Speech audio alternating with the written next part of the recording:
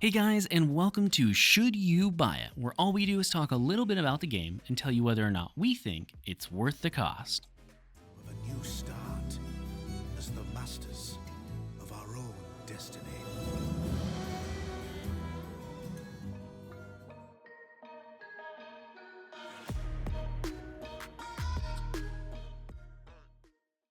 In this episode, we'll be playing Farthest Frontier, the survival colony sim with many different in-depth mechanics where one or two wrong decisions can result in the death of your entire city. The first question that we always cover in these videos is what stage of development is the game in? And in this case, Farthest Frontier is currently in early access and available on PC for $30. So what exactly is the game? Well, Farthest Frontier is a colony sim where you will manage a small group of people who have decided to colonize some new land. The reason they have decided to do this is simply because they are fed up with the corrupt royalty who have been overtaxing them. Farthest Frontier's main draw is the fact that it has many moving parts that all play into each other in different ways. This is done through its vastly different resource management systems. There are many examples of how this might work. One example is, let's say you decide you want to set up a fishing hut near a lake. Well, that lake has a set number of fish in it. The lower that population goes due to overfishing, the slower the fish will populate. This means that putting too many fishing huts down can actually negatively impact the number of fish that you're able to catch. This mechanic then feeds into the storage and preservation systems. The storage and preservation systems also play a very important role within the game, as having storage too far away from certain locations may cause walk times to be significantly increased.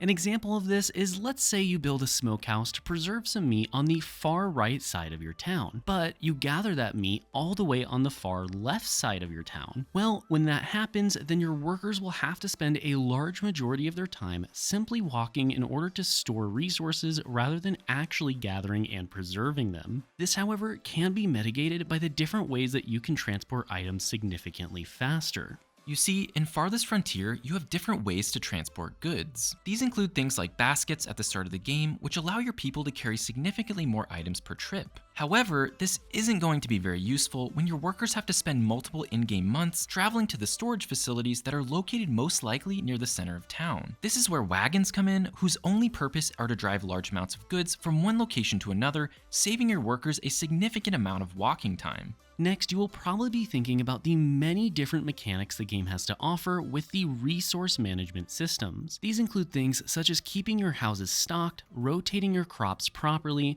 hiring the right amount of doctors, hiring the right amount of guards, building walls in the right places, and much, much more. A mechanic we would like to focus just a bit more on, though, is the fact that many resources are limited and have a finite amount.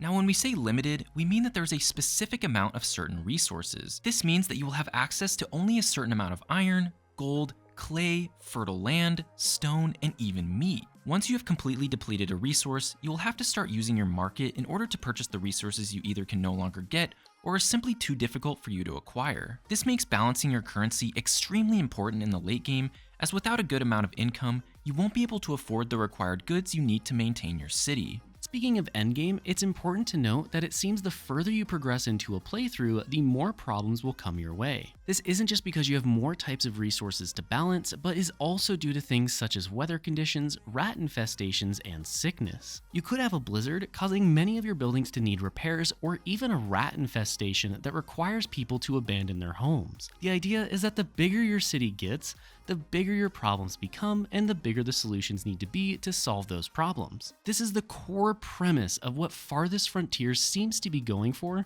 so you can expect to always have a problem in need of solving, while also having a new problem right after it in order to keep things interesting. Now, before we move into the pros and cons, we would like to mention that if you hit the join button just below this video, you can get some cool perks for less than the price of a cheeseburger at your favorite fast food restaurant. In all seriousness though, any support makes a huge difference in the time and quality that we're able to put in each of our videos, and once again, to do this, just check out the join button down below. With that being said, first up is that Farthest Frontier has extremely in-depth colony sim mechanics. The depth and the way that each resource plays into one another makes each part of the game's mechanics feel significantly more in-depth, since each one feeds off of a ton of other mechanics. Next up for the pros is that the farming is rather interesting. This is because the farming requires you to not only take into account the soil's fertility in which you are planting it, but also the rockiness, weeds, which crops are grown, how many workers are needed to work the field, and the rotation of different crops for optimal production. I could go more in depth on the farming alone, but just know it's probably a bit more complex than most Colony Sims farming systems. After that is the fact that every time you solve one problem, you are likely creating another one. This may seem like a con at first, but what this does is make a consistent and engaging gameplay loop. No matter how many times you solve a problem, the game always gives you another problem to either fix or prepare for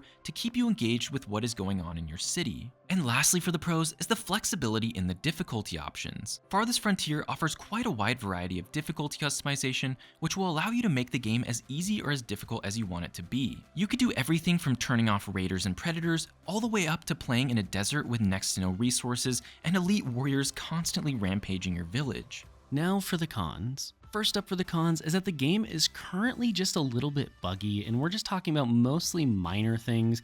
I do know there was one issue where people were having saves be deleted, but it seems like most of those have been solved at this point in time. The one that I actually came across was when I had a bunch of people all stuck in one specific position that were not able to walk in a direction due to the ground being unpathable. I did figure out how to fix this later on, but at the end of the day, it's still a bug, and there's just minor things like this along the way, nothing too game-breaking though. And the final con I have for you today is just a lack of tutorial and education for the player. Now, what I'm talking about here isn't necessarily the fact that we need to have a super in-depth tutorial that explains every single mechanic and how it interacts with other mechanics. All I'm talking about is just a very basic tutorial that needs to be added to the game, explaining the very start of the game and how things intertwine with each other, maybe even just explaining via tooltips a little better about how a building works and what you need to make it work would be a lot better as well. I think there's a lot they could do with it without needing to make a whole wiki page available. I mean, at this point in time, they're just kind of throwing you into the game and saying, I hope you've played a colony sim before, figure it out. So if you haven't played a colony sim, it might be a little bit challenging to figure out what you're actually supposed to be doing and how things actually work. So now it's time for the rating for the game, and when we rate games, we want to get 1 hour of enjoyment out of every $1 that the game costs. So for this game in particular, in Farthest Frontier, we would want to get roughly 30 hours of enjoyment out of the $30 cost of the game. And after putting several played hours into this game, we give it 8 out of 10 potatoes. Farthest Frontier was both a frustrating and exciting experience for us. This is because there are so many mechanics that play into one another, but they aren't always explained to you, or at least aren't at the time of recording this video. Even without the explanations though, it was still fun to play, as dozens of hours into the game, you'll still be finding yourself figuring out new ways to optimize your colony for survival. Then when you finally decide to turn the difficulty up, you can really test out all the different strategies you've learned along the way in order to survive. There is tons of enjoyment to be had for hardcore colony sim fans within this game, and thus we feel that Farthest Frontier is more than worth the cost. Now before you guys go, thank you so much for watching, and if you did enjoy the video, make sure to subscribe and hit that notification bell for more survival game content and reviews. We just want to quickly shout out our Platinum and above members Jonathan S, Caustic FPV, and Jim Phillips, and if you too would like to help support the channel for less than $1, which is less than the price of a cheeseburger these days, you can hit the join button down below to check out our membership program. Otherwise, thank you so much again for watching, and we'll see you next time.